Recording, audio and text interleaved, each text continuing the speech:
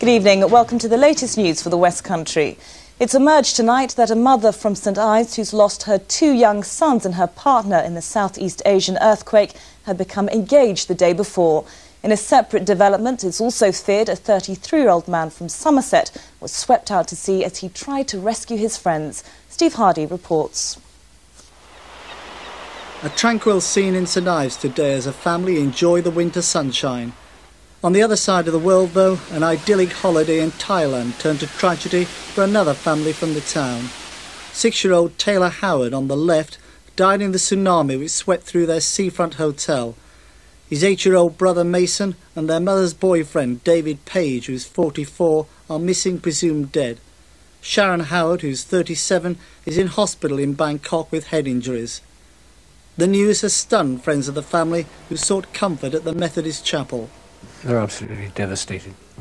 It's something you hear of and you do your best to sympathise with people in those situations, but when it's on your own doorstep it really hits home. In Yeovil, concern is growing for 33-year-old Piers Simon, who hasn't been seen since he tried to rescue friends on the island of Po Phi. I'm just praying, and I just feel somehow that, you know, he's going to be all right. I don't know why, but I just feel that hopefully he's going to be all right. There was good news, though, for Bob Joes and his wife from Helston, who were contacted today by their son Paul, who travelled to Thailand to say he was safe.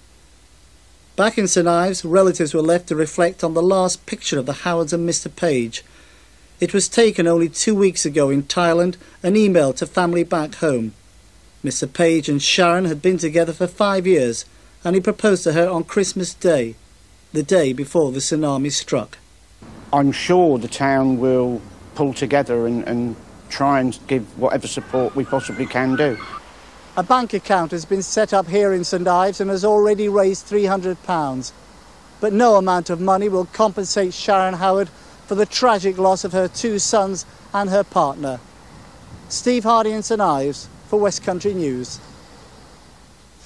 Life-saving equipment to help 2,500 victims of the tidal wave disaster has set off from Helston.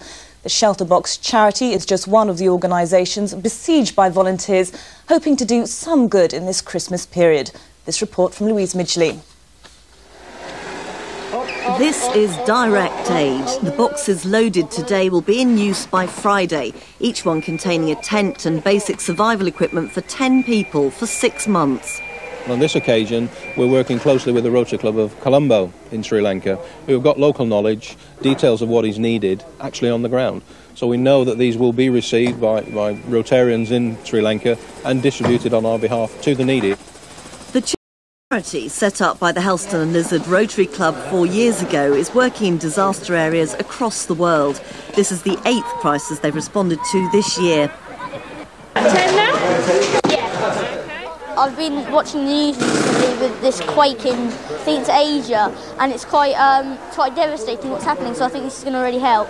These people, Dorothy, Pablo and Patrick, we've just got no news of at all. A Cornish trustee of the Harvest India charity, which provides rice and other equipment in the Andhra Pradesh region. They're now working at full tilt. Just a few pennies can provide for a family for a day out there. It's incredible and it's unbelievable, and the resilience that they have is just amazing. They pick themselves up and start again. The momentum is growing around the world. What all these organisations need to continue helping is money. Louise Midgley for West Country News.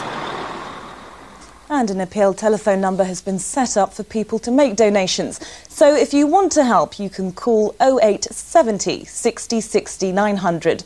That's 0870 60 60 900. In other news, a police